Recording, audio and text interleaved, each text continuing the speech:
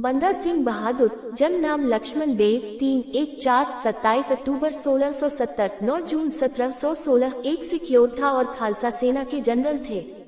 15 साल की उम्र में उन्होंने एक तपस्वी बनने के लिए घर छोड़ दिया और उन्हें माधोदास बैरागी नाम दिया गया। उन्होंने गोदावरी नदी के तट पर नांदेड़ में एक मठ की स्थापना की। 1707 में गुरु गोबिंद सिंह ने दक्षिण भारत में मुगल सम्राट बहादुर शाह प्रथम से मिलने का निमंत्रण स्वीकार किया। उन्होंने 1708 में बंदा सिंह बहादुर से मुलाकात की।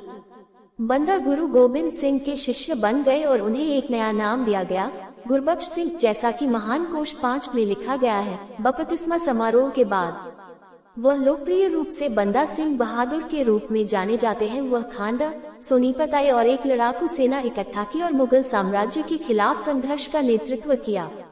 उनकी पहली बड़ी कार्रवाई नवंबर 1709 में मुगल प्रांतीय राजधानी समाना को लूटना था। वह पंजाब में अपना अधिकार और सिख गणराज्य स्थापित करने के बाद सिख पृष्ठ की आवश्यकता बंदा सिंह बहादुर ने जमींदारी सामंती व्यवस्था को समाप्त कर दिया और भूमि के किसानों को संपत्ति के अधिकार प्रदान किए।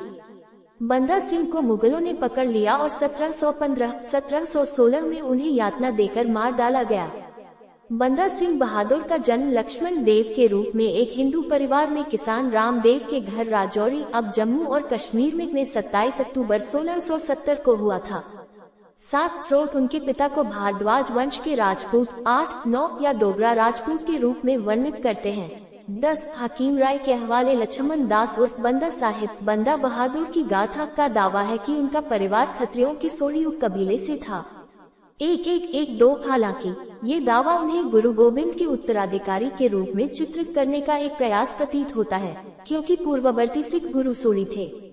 9 बंदा सिंह का परिवार काफी गरीब था। उनके प्रारंभिक जीवन के बारे में ज्यादा जानकारी नहीं है, सिवाय इसके कि बंदा सिंह शिकार और निशानेबाजी के शौकीन थे और उन्होंने छोटी उम्र में ही घुड़सवारी, कुश्ती, तीरंदाजी और तलवारबाजी की कलाएं सीख ली थी।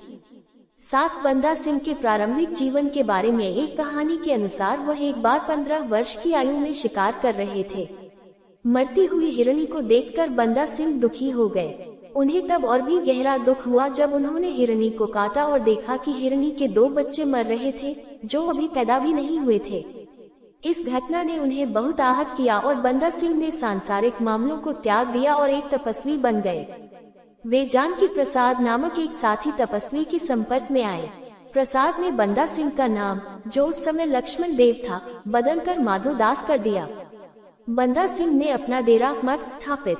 1708 में गुरु गोबिंद सिंह बंदा सिंह के मठ में गए। उस समय माधोदास थे। गुरु गोबिंद सिंह बंदा सिंह की गद्दी पर बैठ गए, जहां बंदा एक संत के रूप में बैठते थे। कुछ स्रोतों के अनुसार गुरु गोबिंद सिंह ने वहां बकरियों को भी मारा। जो कुछ हुआ उसे सुनकर बंदा सिंह क्रोध से भर गया। बंदा सिंह ने गुरु के बैठे कुर्सी को पलटने के लिए अपने जादू का इस्तेमाल किया, लेकिन कुछ नहीं हुआ। क्रोध से भरकर बंदा सिंह गुरु के पास गया। गुरु को देखते ही बंदा सिंह का क्रोध पिघल गया। गुरु से बातचीत के बाद बंदा सिंह ने धर्म परिवर्तन किया और अमृत पीकर खालसा बन गए। माधोदास को गुरु ने बंदा सिंह नाम दिया। बंदा सिंह को गुरबानी और सिख इतिहास की शिक्षा दी गई। एक दिन गुरु गोबिंद सिंह ने बंदा सिंह से कहा, जब अत्याचार लोगों पर हावी हो जाए तो यह अधिक संवेदनशील लोगों का कर्तव्य है कि वे इसके खिलाफ लड़ें और संघर्ष में अपनी जान भी दे दें। बंदा सिंह ऐसा करना चाहते थे। बंदा सिंह अत्याचारियों को दंडित करने और आम लोगों को बचाने की गुरु गोबिंद सिंह की इच्छा को पूरा करना चाहते थे। इसके तुरंत बाद गुरु गोबिंद सिंह को वजीर खान और संभवतः बहादुर शाह प्रथम द्वारा भेजे गए 2 पठानों ने चाकू मार दिया। कहा जाता है कि इससे बंदा सिंह गुस्से में आ गए।